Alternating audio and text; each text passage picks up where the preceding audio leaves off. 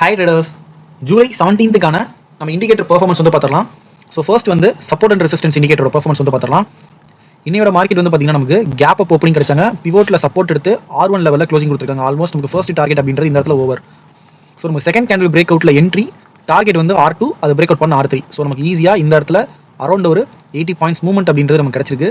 So மினிமமாக நம்ம call option entry focus பண்ணும்போது மார்னிங் 23,900 அப்படின்றது ஒரு இந்த மணி. ஸோ நமக்கு ஃபர்ஸ்ட் கேண்டில் பிரேக் அவுட்டே வந்து பார்த்தீங்கன்னா நமக்கு அரௌண்ட் ஒரு 280 மேலே க்ளோசிங். செகண்ட் கேண்டில் என்ட்ரி எடுத்துருந்தோம் அப்படின்னா நமக்கு ஆவரேஜாக அந்த லெவலில் ஃபோக்கஸ் பண்ணும்போது 60 பாயிண்ட்ஸ் அப்படின்றது நமக்கு கிடைச்சிருக்கு. ஸோ நமக்கு ஸ்பாட் சார்ட்டில் 80 பாயிண்ட்ஸ் போகும்போது நமக்கு இந்த மணியில் ஒரு 60 பாயிண்ட்ஸ் அப்படின்றது கிடைச்சிருக்கு. ஸோ நமக்கு R3ல ரிஜெக்ஷனில் நமக்கு ஒரு செல் என்ட்ரி எடுத்திருந்தோம் அப்படின்னா R2 வந்து டார்கெட்டாக இருந்திருக்கும். ஸோ நமக்கு இந்த லெவலில் பிரேக் பண்ணும்போது ஸ்டாப் லாஸ் அப்படின்றது அடிச்சிருக்கு. ஸோ நமக்கு R3 பிரேக் அவுட் ஆகும்போது நெக்ஸ்ட் டார்கெட் வந்து ப்ரீவியஸ் டே ஓட லெவல் தான் நமக்கு இந்த இடத்துல இருக்காங்க. ஸோ இந்த இடத்துல நமக்கு டார்கெட் அச்சீவான்னு பார்த்தீங்கன்னா கிடையாது. ஒரு சின்ன ஸ்டாப் லாஸ் அடிச்சிருக்காங்க. திரும்ப ரீஎன்ட்ரி, அந்த என்ட்ரி பார்த்தீங்கன்னா நமக்கு டார்கெட் அப்படின்ற அச்சீவ் ஆகல. திரும்ப இந்த இடத்துல ஒரு ஸ்டாப் லாஸ் அடிச்சிருக்காங்க. ஸோ இந்த ஸ்டாப் லாஸ் அடிக்கிறதுக்குள்ளே நமக்கு ஆவரேஜாக வந்து ஸ்பாட் சார்ட்டில் பார்த்தீங்கன்னா நமக்கு ஒரு 50 பாயிண்ட்ஸ், இந்த 50 பாயிண்ட்ஸ் போயிட்டு தான் நமக்கு ஸ்டாப் லாஸ் அடிச்சிருக்கு. ஸோ 50 பாயிண்ட்ஸ் போது நமக்கு ஆப்ஷன் சார்ட்டில் மினிமம் டார்கெட்டாக ஒரு 20 பாயிண்ட்ஸ் அப்படின்றது நமக்கு போயிருக்கும். அதை நம்ம செக் பண்ணி பார்த்துக்கலாம். ஸோ டிஃபால்ட்டாக பார்த்தாலே தெரியும் நமக்கு ஒவ்வொரு பிரேக் அவுட்லையும் நமக்கான டார்கெட்ஸ் அப்படின்றது மார்க்கெட்டில் போயிட்டு தான் நமக்கு ஸ்டாப் லாஸ் அப்படின்றது அடிச்சிருக்காங்க. ஸோ இந்த இடத்துல நமக்கு புட் ஆப்ஷன் என்ட்ரி எடுத்திருந்தோம்னா திரும்ப ஒரு ஸ்டாப் லாஸ், அதுக்கப்புறம் ஒரு நல்ல டார்கெட் அப்படின்றது நமக்கு அச்சீவ் ஆகிட்டு தான் எண்ட் ஆஃப் டே க்ளோசிங் அப்படின்றது நமக்கு கொடுத்துருக்காங்க. ஸோ ஸ்பாட்டை வச்சு ட்ரேட் பண்ணும்போது ஆப்ஷன் சார்ட்டில் ப்ராஃபிட் அப்படின்றது ஈஸியாக பண்ண முடியும். இன்கேஸ் நம்ம ஆப்ஷன் சார்ட்டை பார்த்து ட்ரேட் பண்ணும்போது ஒரு சின்ன ப்ராஃபிட் போகும்போதே நம்ம என்ன பண்ணிடுவோம்னா பேனிக்கில் எக்ஸிட் பண்ணுறதுக்கான வாய்ப்புகள் அப்படின்றது அதிகமாக இருக்கும். ஸோ ஸ்பாட்டை பார்த்து ட்ரேட் பண்ணும்போது ப்ராஃபிட் அப்படின்றது ஓரளவுக்கு நம்மளால் டீசெண்டாகவே பண்ண முடியும். ஸோ நெக்ஸ்ட் வந்து நம்மளோட ஸ்கேல்பிங் ஸ்ட்ராட்டஜி இண்டிகேட்டர் வந்து எப்படி ஒர்க் ஆகுன்னு பார்த்துலாம். ஸோ ரொம்ப சிம்பிள். ஸோ இதில் நமக்கு ஃபர்ஸ்ட் ஒரு 5 to 7 மினிட்ஸ்க்குள்ளே நமக்கு ட்ரேட் அப்படின்றது க்ளோஸ் ஆயிரும். ஸோ நிஃப்டியில் நமக்கு டிஃபால்ட்டாக இந்த மணி அப்படின்றத எடுத்துக்கலாம். ஸோ இந்த மணி எடுத்துகிட்டு நம்ம என்ட்ரி எந்த இடத்துல வருதுன்னு வெயிட் பண்ணணும். For example in case first candle நம்ம க்ளோசிங் என்ட்ரி கிடைக்குது அப்படின்னா நமக்கு கேண்டில் க்ளோசிங்கில் தான் என்ட்ரி எடுக்கணும்.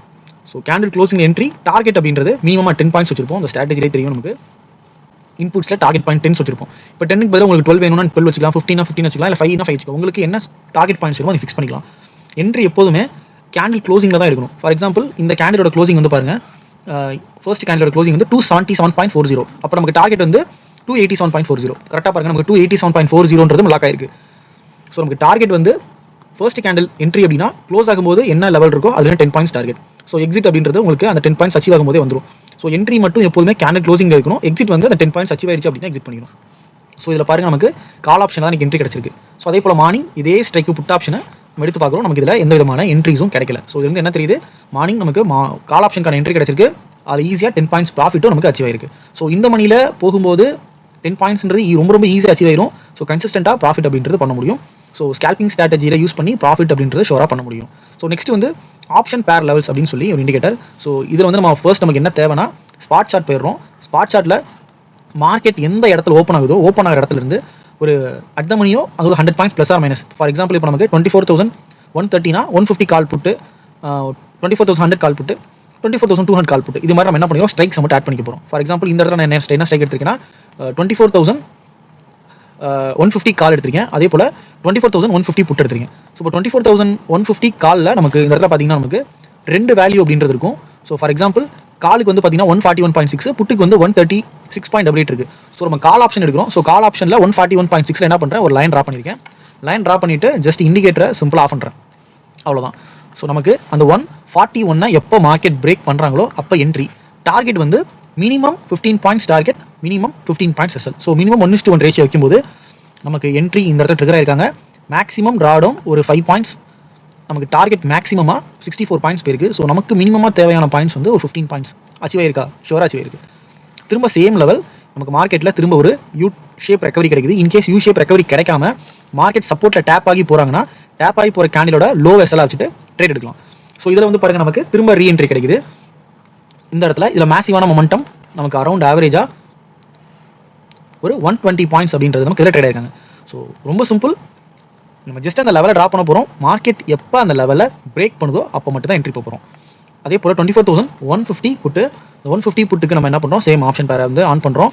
ஸோ இதில் வந்து பாருங்கள் நமக்கு 141.6, 136.8. ஸோ காமனான லெவல் தான். இதில் எதுவுமே மார்க்கெட் வந்து பார்த்தீங்கன்னா இன்றைக்கி ரெஸ்பெக்ட் ஆகலை. ஸோ இந்த பர்டிகுலர் ஸ்ட்ரைக்கு 150 புட் ஆப்ஷன் நமக்கான என்ட்ரி எதுவும் இல்லை. நெக்ஸ்ட் வந்து 24,100 கால் எடுத்துக்கிறோம். 100 காலில் நமக்கு 136.6க்கு கால் ஆப்ஷனுக்கான வேல்யூ, புட் ஆப்ஷன் 144.